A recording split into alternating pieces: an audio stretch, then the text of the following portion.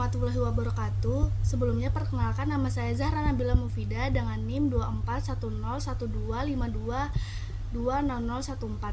Jadi di sini saya akan menjelaskan materi tentang atlas, peta, dan globe.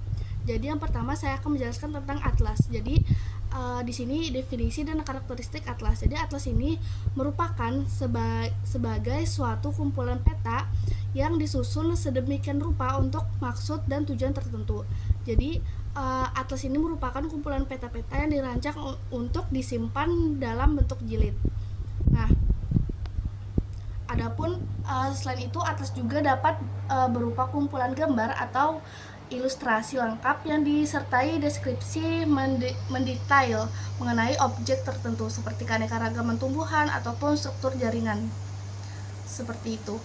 Kemudian adapun karakteristik utama dari sebuah atlas, yaitu yang pertama ada penyajian visual yang menarik. Jadi gambar yang terdapat dalam atlas ini disajikan dengan penuh warna yang menarik dan detail untuk menarik para pembaca seperti itu. Kemudian ada keterampilan gambar yang jelas. Jadi setiap gambar ini dilengkapi dengan keterangan yang jelas seperti itu. Kemudian yang ketiga ada desain isi yang sistematis. Jadi materi dalam atlas ini disusun secara teratur dimulai dari konsep dasar hingga topik yang lebih kompleks. Nah, kemudian kita masuk ke jenis-jenisnya. Jadi jenis-jenis atlas ini yang saya ketahui, yang pertama ada atlas referensi. Jadi atlas referensi ini biasanya dibuat untuk membantu dalam petunjuk perjalanan dan perencanaan wilayah karena atlas ini kan dapat membantu dan menentukan lokasi kan. Kemudian yang kedua ada atlas nasional. Jadi atlas nasional ini menampilkan informasi geografis dan sosial ekonomi antar wilayah di suatu negara. Kemudian yang ketiga ada atlas regional. Nah, atlas regional ini memiliki karakteristik berupa karakter fisik, sosial ekonomi, bahkan politik seperti itu.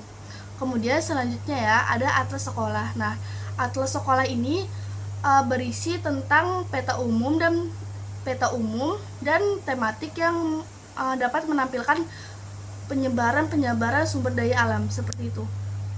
Kemudian ada atlas tematik. Nah, atlas tematik ini adalah jenis atlas berisi tema atau fenomena yang lebih mendalam dan hanya berfokus pada suatu atau beberapa tema atau fenomena yang ingin diketahui gitu. Kemudian atlas jalan. Atlas jalan ini petunjuk jalan yang biasa menampilkan bagian-bagian tertentu suatu wilayah seperti itu. Kemudian ada atlas elektronik. Nah, atlas elektronik ini sama dengan atlas pada umumnya. Nah, tapi yang membedakannya ini adalah data yang diakses pada atlas ini bisa secara bebas dan tanpa bentuk fisik yang tentu saja ini dapat memudahkan para pembaca dan penggunanya ya. Kemudian kita masuk ke syarat-syarat atlas. Jadi syarat-syarat utama dalam sebuah atlas itu ada judul. Yang pertama judul, kemudian kata pengantar, daftar isi, legenda, isi, dan daftar indeks. Nah, setelah membahas atlas tadi, kemudian kita masuk ke peta. Jadi peta merupakan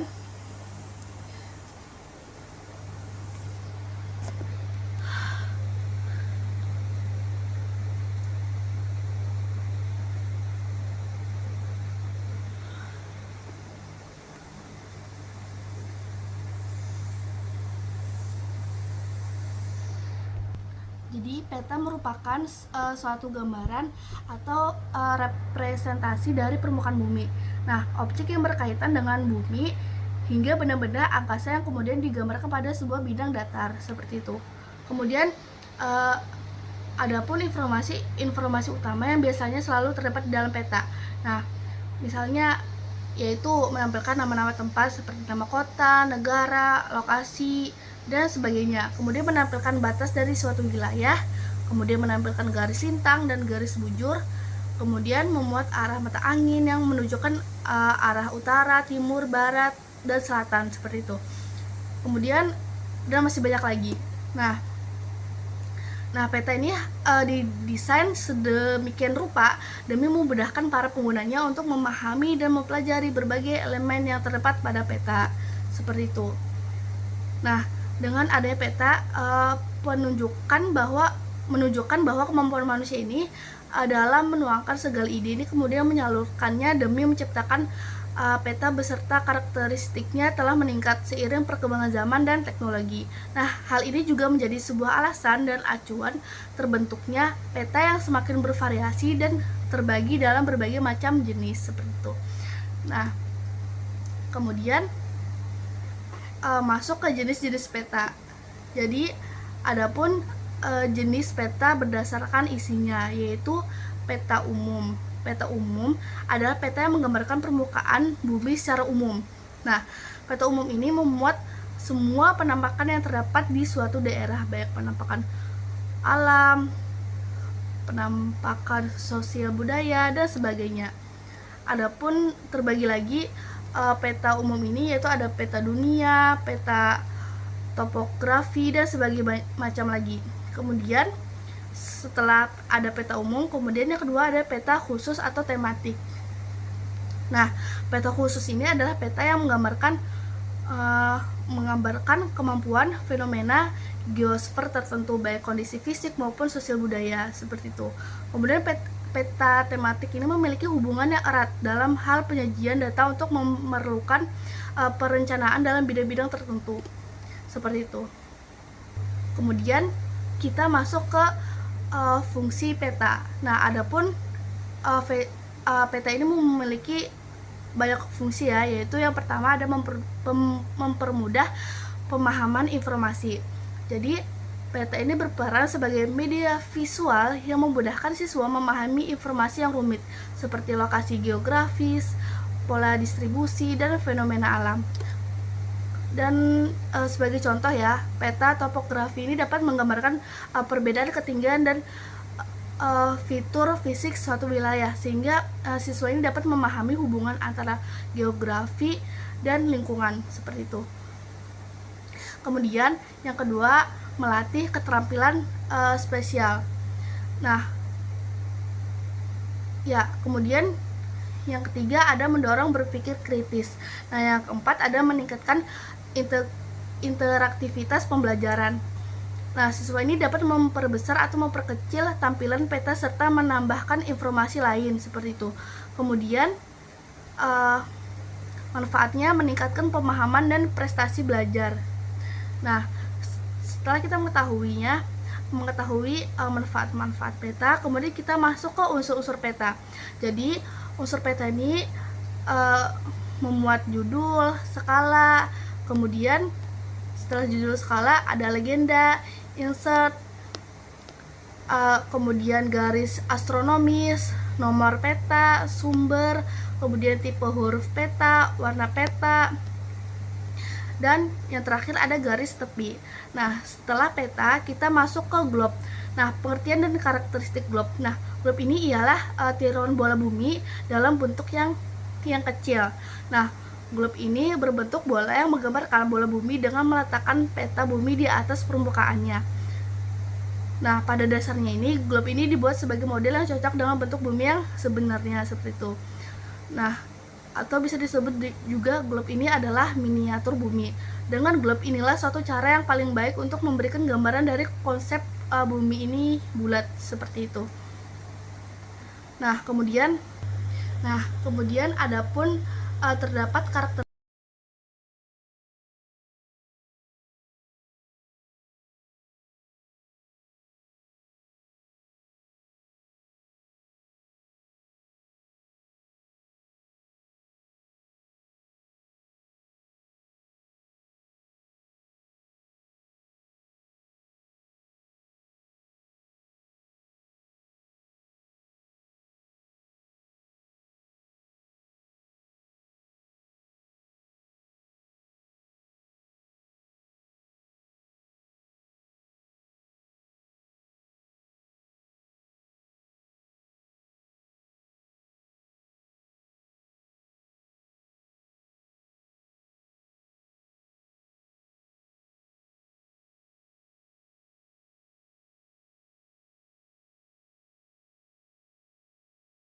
Kemudian kita masuk ke fungsi globe.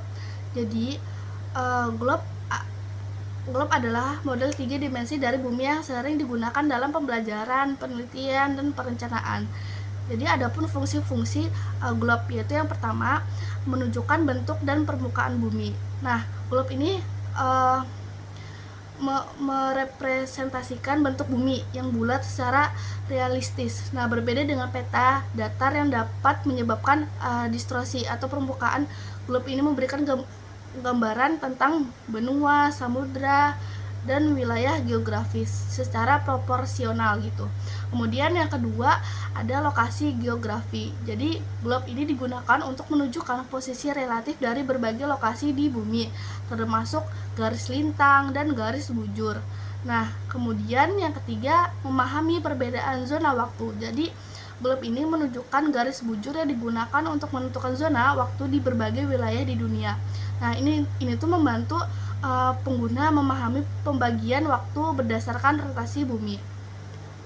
Nah, kemudian yang keempat ada menggambarkan kemiringan dan rotasi bumi. Jadi, globe sering dipasang dengan sumbu yang dimiringkan sebesar 23,5 derajat kalau nggak salah. Nah, hal ini memungkinkan pengguna memahami bagaimana rotasi dan kemiringan bumi mempengaruhi fenomena alam seperti siang dan malam, seperti itu. Nah, kemudian adapun mengilustrasikan skala dan jarak. Jadi globe memperlibatkan skala yang proporsional. Nah, kemudian adapun memahami hubungan geografis setiap wilayah.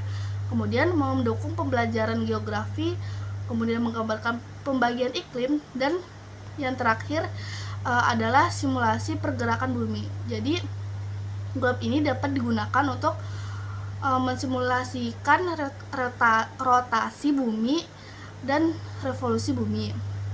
Nah, seperti itu. Kemudian kita masuk ke manfaat globe dalam pembelajaran. Jadi manfaat globe bagi pembelajaran adalah sebagai dapat membantu siswa memahami bentuk bumi, kemudian letak geografis dan hubungan antar benua, lautan ataupun zona waktu. Nah,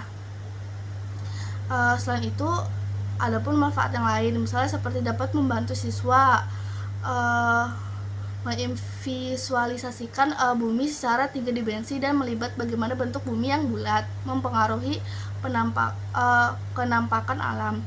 Kemudian siswa dapat memahami pergerakan bumi dan bagaimana fenomena alam seperti matahari terbit dan terbenam terjadi, seperti itu. Kemudian untuk mengetahui pembagian iklim, kemudian untuk menghitung pembagian waktu dan sebagainya.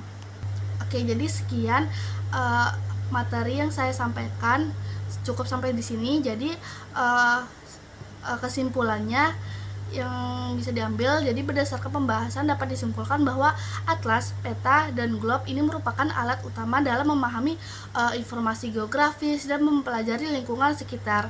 Nah, ketiga alat ini tuh memiliki peran penting dalam berbagai bidang seperti pendidikan, perencanaan wilayah, serta penelitian ilmiah.